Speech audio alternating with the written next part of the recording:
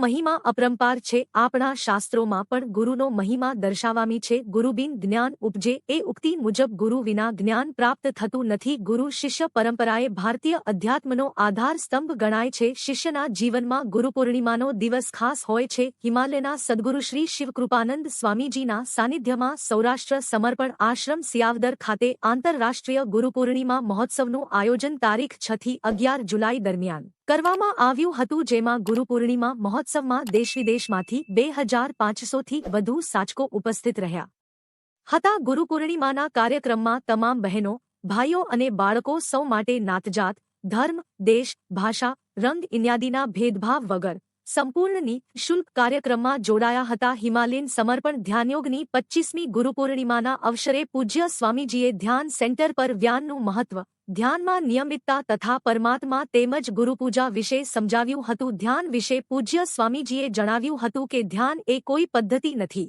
પણ સંસ્કાર છે અને સંસ્કારમાં મૂળ સ્ત્રોત હોય તેના તે જ સ્વરૂપમાં અપનાવવામાં આવે છે। આ ધ્યાન પદ્ધતિમાં કોઈ લાભ કે આકર્ષણ દેખાડવામાં આવતા નથી, એટલે સુધી કે ધ્યાન કરતી વખતે પણ ધ્યાન વાગે એ અપેક્ષા રાખવામાં આવતી નથી।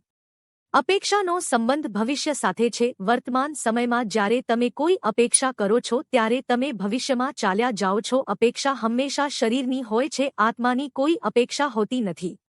અપેક્ષા સાથે ધ્યાન ન કરવું એ પણ સંસ્કાર છે। આ એક લાંબી યાત્રા છે,